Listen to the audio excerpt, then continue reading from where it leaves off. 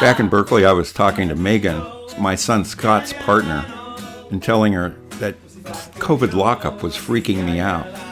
I told her I woke up at 3 in the morning saying to myself, I gotta get out of here. And she said, why don't you go to Senegal with Scott?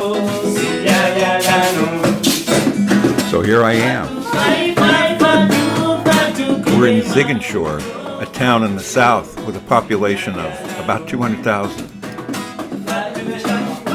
Scott's a professor of ethnomusicology. He's working, and I'm trying to figure out what it is he actually does.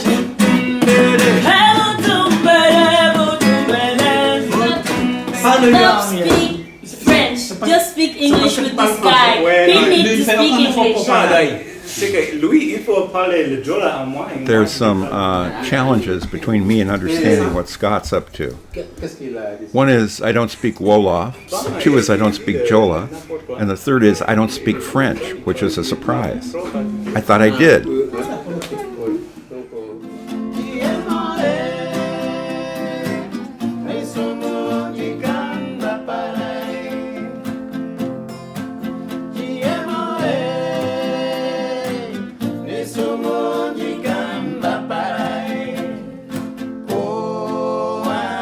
Today, Scott and Joelle are in the recording studio of Jean Bakoum.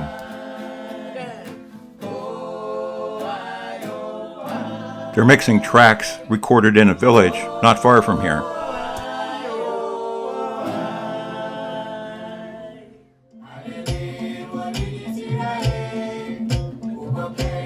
Jean Bakoum's giving the tracks a more professional sound.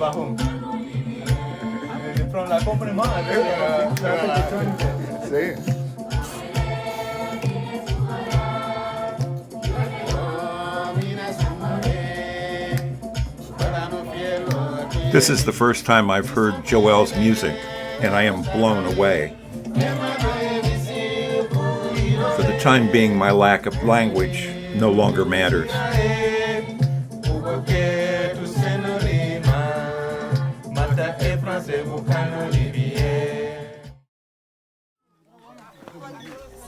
A couple of weeks before I got here, Joelle and Scott went to the village of Alubalir.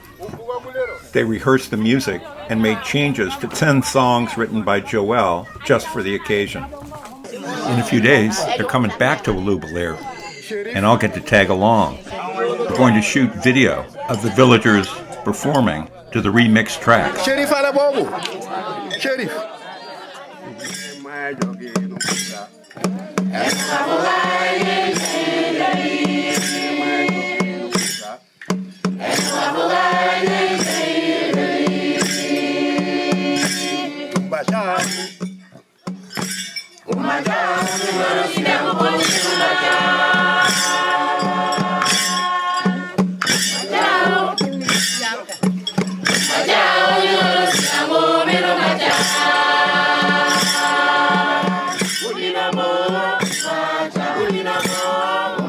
Once they were in the studio and dealing with the nitty-gritty of the mixing, these 3 don't totally agree about the sound they want out of the villagers' performances.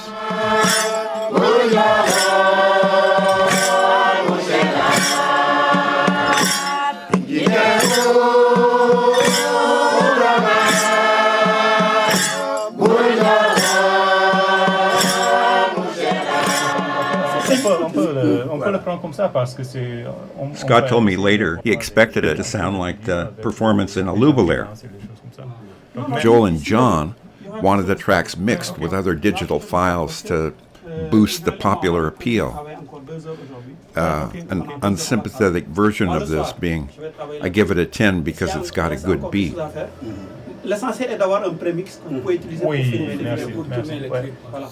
Jean, could you make the écoutine louder? Huh? Can you make the écoutine louder? Bring up that. Before going out to Alubalir, tonight Joelle has a gig in Ziguinchor, our home base. And Scott has got 2 interviews with players of the Akonteen. That's the instrument he plays in the Alubalir celebration. It's a long-necked 3-stringed lute that's found with slight variations and under different names all over West Africa. Many scholars believe it's the granddaddy of the banjo.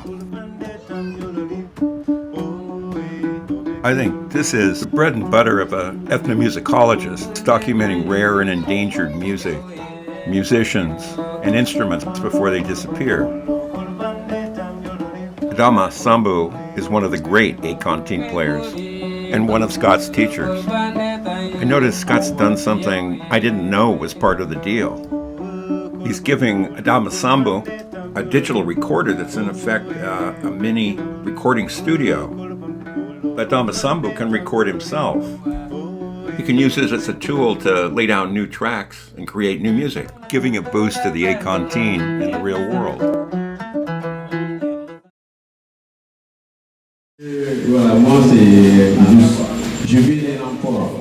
Being a professional musician in Senegal isn't as much fun as the little glimpse of it I got earlier in Jean Bakoum's sound studio. There's virtually no infrastructure for marketing or distributing music. No Capitol Records, iTunes, no Pandora. Tunes are passed hand to hand between one cell phone and another, with no money changing hands. Joel gets nothing. Most of his annual income comes from club gigs in venues frequented by European tourists in the travel season. He's an accomplished performer of music catering to this audience, but he's always on the lookout to promote traditional Senegalese music and values. Maybe with some irony, he calls his band The Village, because the village is the center of Senegalese traditional life.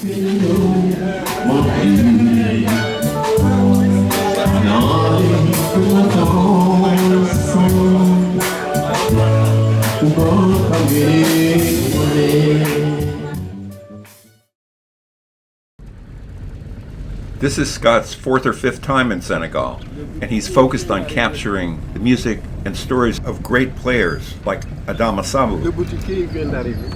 What this has to do with Ilubalir, I don't know, but I'm thrilled I get to meet these legends. Jean Kangabene is like the John Lee Hooker of the Akonteen. Mais oui, madame, elle est là-bas. Oh, oui, elle aussi, elle est en Californie. En Californie. Oui, oui. Ah, ça c'est bien. Oui. Super bon Dieu, tu vas la marier. Hein? Oui, c'est. J'espère que vous allez avoir un gosse, un garçon. Ah, ok. Un garçon, ok. Le premier gosse, un garçon, quoi. C'est ça que je préfère. Ah, ok. Oui. Et il faut lui nommer Jean. Oui, voilà. Après, tu as une fille, il faut la nommer Martine. Martine, ah, ok. Oui, parce que ma fille, elle s'appelle Martine. Ah, c'est joli, ça c'est joli. Oui, si tu as une deuxième, tu vas la faire, Juliette. Mais tu sais, Joël, Hein? Joël, il y a un nouvel bébé. Ah, Et tu sais le nom? non, je ne sais pas. C'est quoi le nom, Joël? Jean. Ah, Jean. Ah, ça c'est bien. Ça, c'est bien. Jean, c'est. Jean,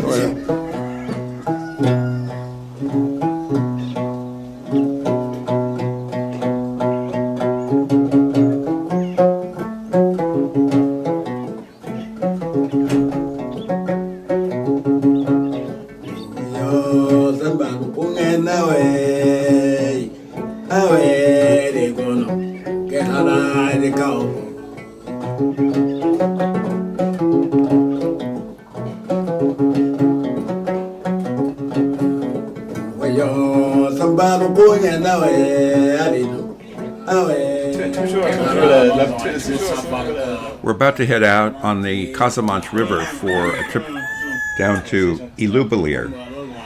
I'd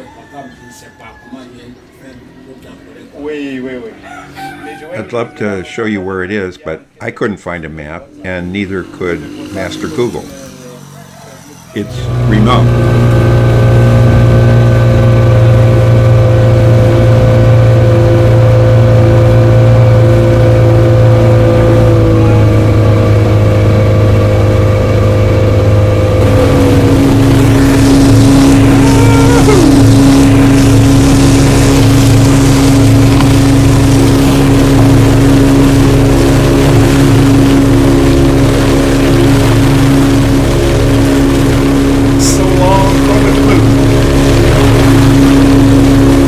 River.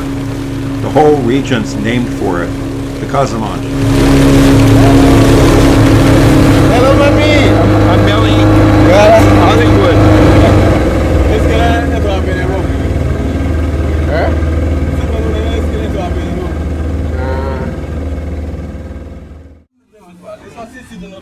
Ouais, ok.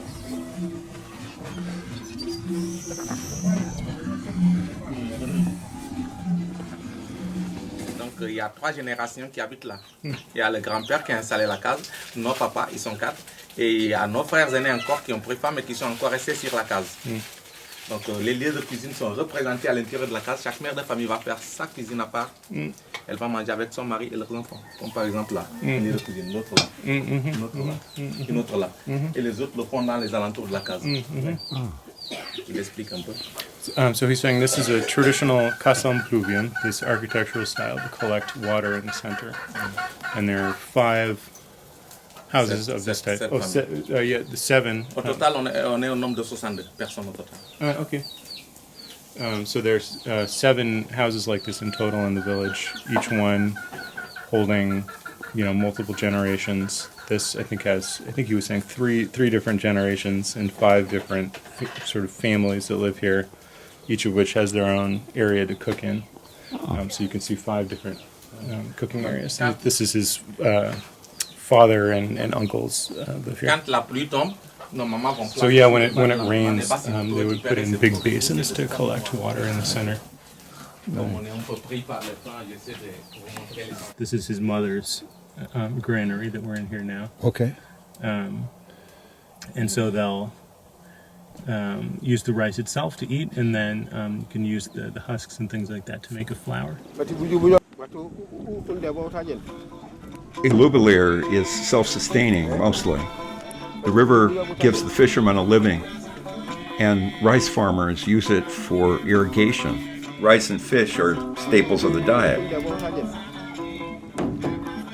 With one exception, the only electricity in the village comes from solar panels that charge up cell phones and a few lights. The exception is a gas generator in the center of the village that powers a big PA system so people can play music and dance.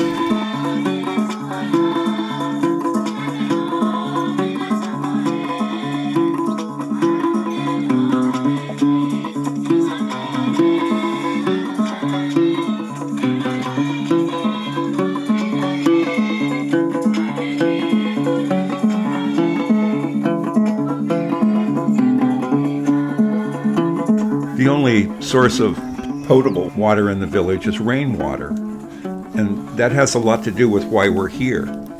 Joel and Scott's music honors Aline Sitoé Diatta. She was a heroine of Senegal's opposition to French colonial rule. She was both a priestess and songwriter, and she had an uncanny ability to make it rain. Everyone here seems to call her Aline Sitoé, like she's the girl next door. But she's as important to Senegal as Joan of Arc is to France. She came on the scene in the midst of a very bad drought.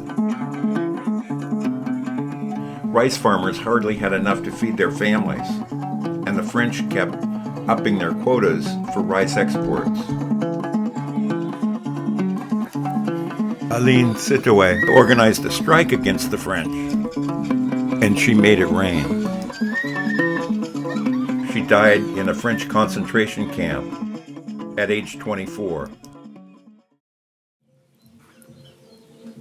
the thread is woven here Qu'est-ce qu'il dit? in mid-cloth, Yeah, that's how they make the.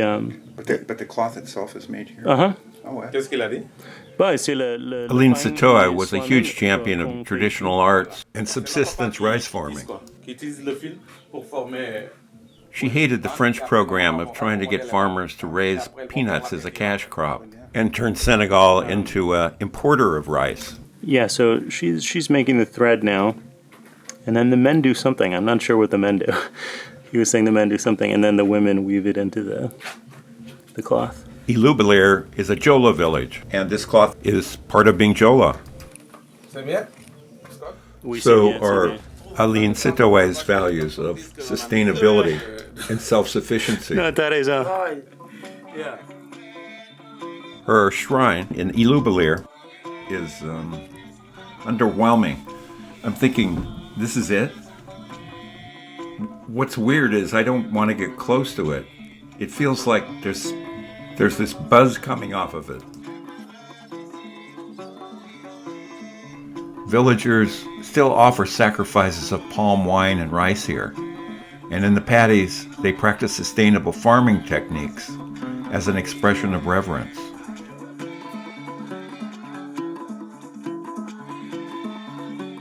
Aline Sitoe showed the Jolas that being in spiritual and ecological harmony with the living world is a source of huge power, perhaps the only power that endures. Her call and response singing and the villagers drumming and dancing carried her message. In return, the spirits brought the rain.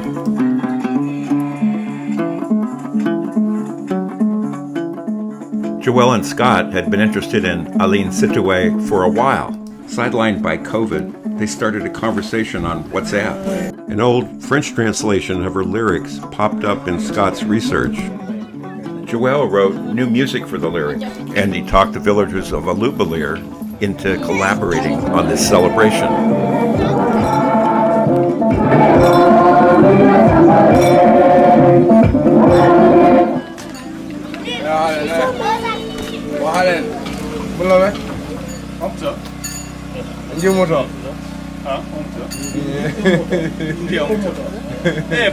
Oi. Kesuai. Ya, ada juga apa? Ada juga apa-apa. Apa-apa. Ah, sim.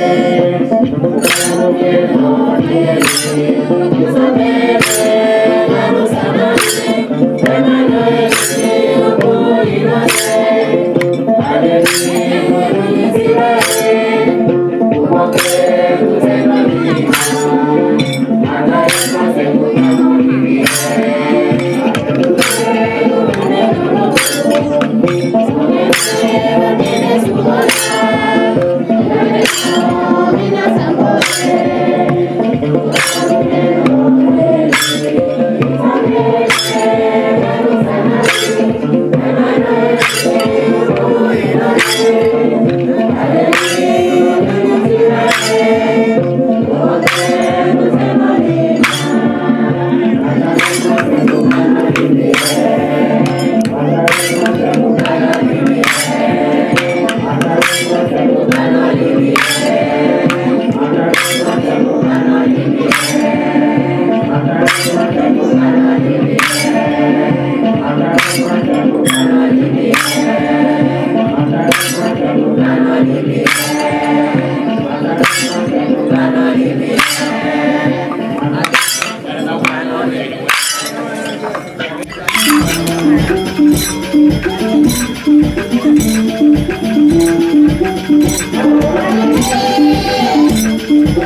I asked Scott how in the world he got this job.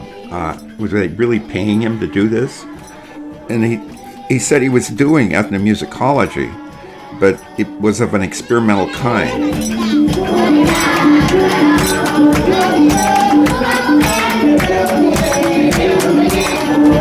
He said, look, here's the deal.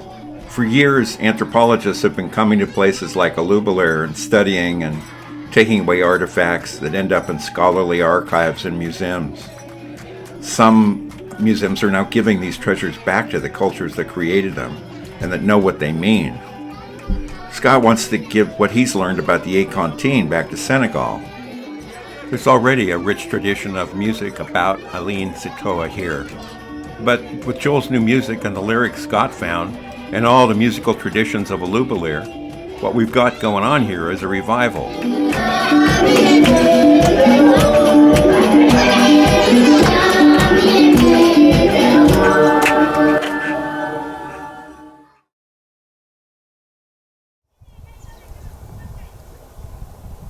The Senegalese are pretty funny people, messing with each other and telling stories. Khai lek. Kay lek. Fo jànge wolof yow. Fo jànge wolof. Fo jànge. The hospitality is also amazing. They pride themselves on it, how they welcome strangers. Hélène, tu m'as dit je dois faire la cuisine aujourd'hui. Négo, papa, qu'est-ce que tu peux cuisiner aujourd'hui? Nagom, je vais faire cuisiner pâté de tête. Dans ton talon, tu dois manger ici. C'est moi qui dois cuisiner aujourd'hui. Ah bon? Attends-moi, je fais la cuisine. Joelle and Scott were good with the morning rehearsal, but they hoped the dancers would get more into it as the day went on. They did.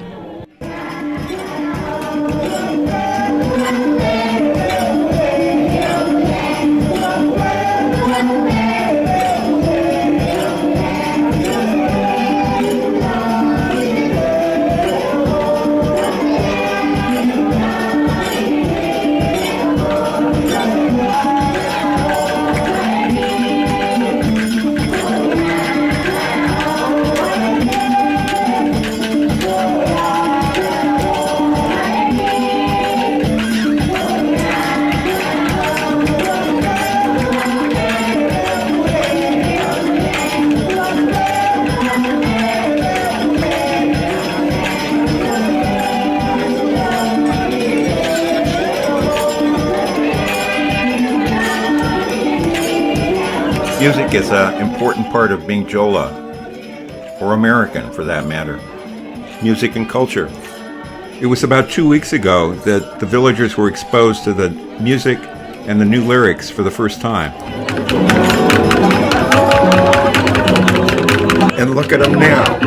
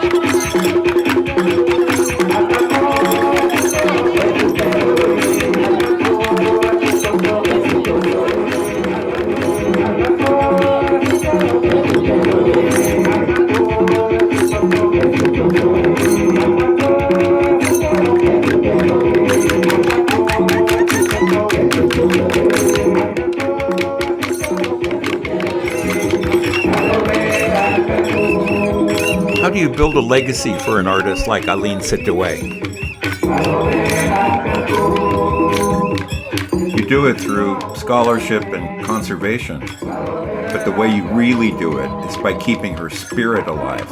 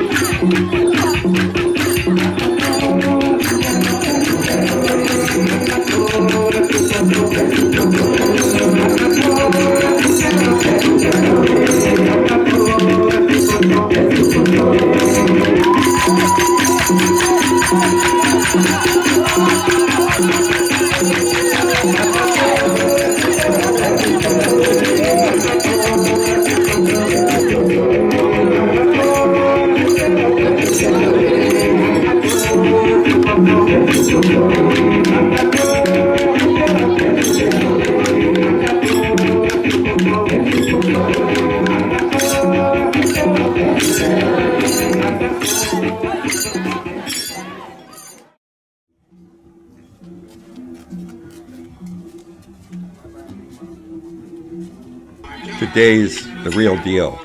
Scott and Joelle are hoping to get the final take for the video.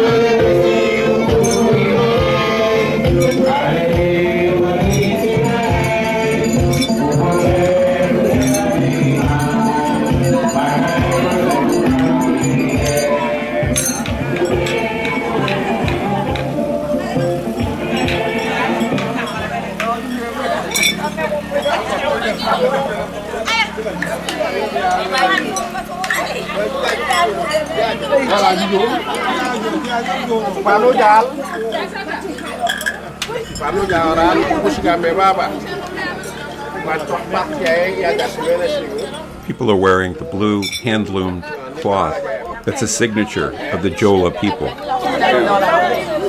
Thank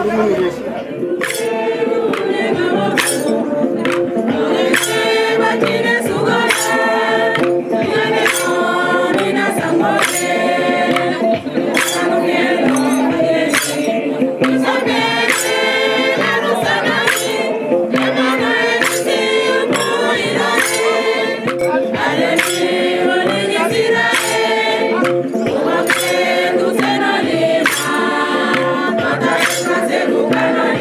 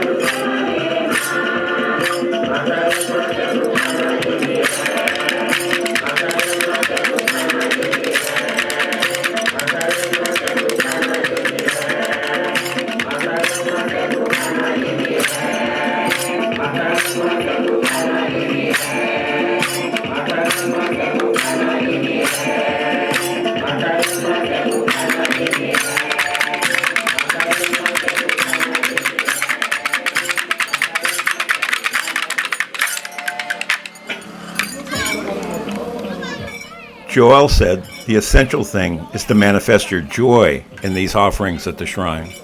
That's what calls the spirit. When the people feel that, and I feel it, they've done something miraculous here. It's like if somebody back home's got the idea of celebrating the civil rights movement by getting together the grandchildren of the people who marched across that bridge with Martin Luther King, singing songs made from traditional gospel rhythms and Martin's own words to celebrate him and their grandparents' courage. Can you imagine? And they did it with no budget and no thought of making money, and it turned out to be like amazing. They've done that here.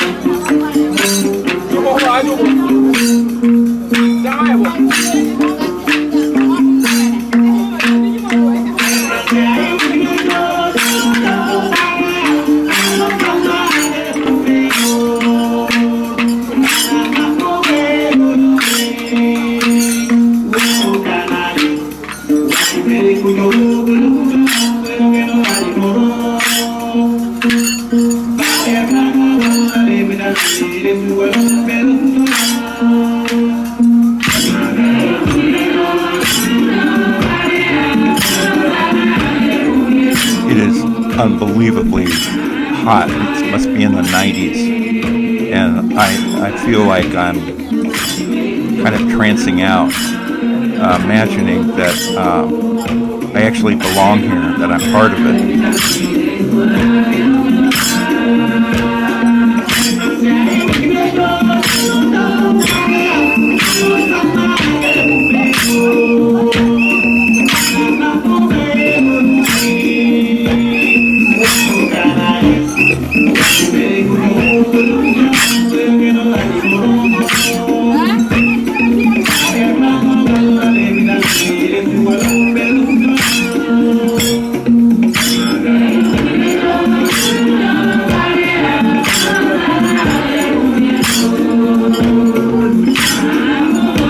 Music and the dance, it's like a drug.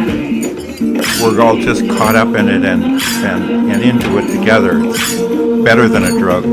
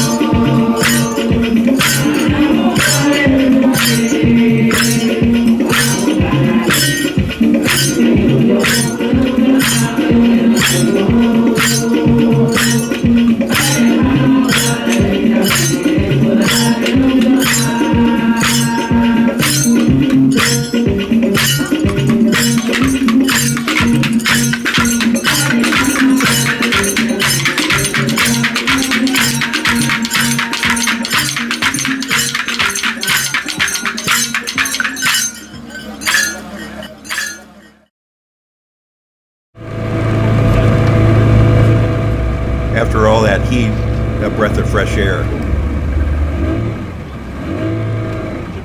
We're going back downriver to Joel's village.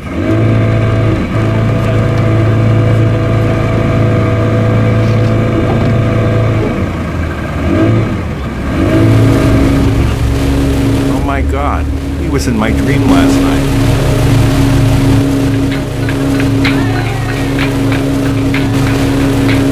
I was in a village. The boy in the pink shirt had brought us here. In the dream, he really hates me. He says, "You white people, are you deaf to the music?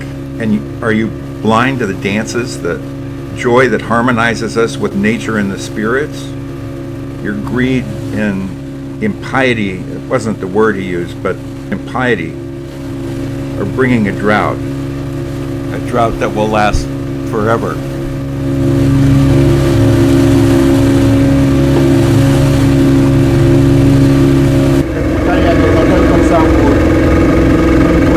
This is a huge hotel that got built maybe 20 years ago, but never opened.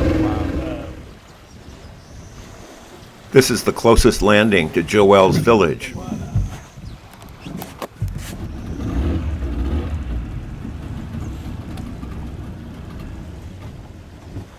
Looking forward to meeting his family. Otavia, the boss, and baby Jean, next in command. I was just charmed right out of my socks by the kids who delighted in our simple gifts.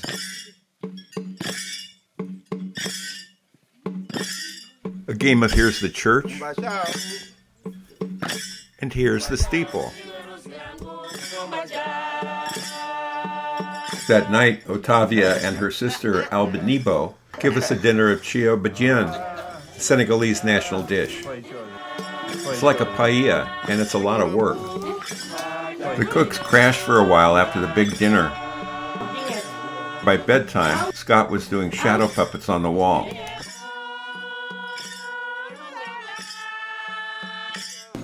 Otavia and Joel helped tend the shrine to Aline Sitaway in their village.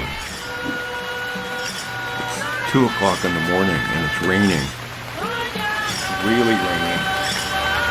It woke me up.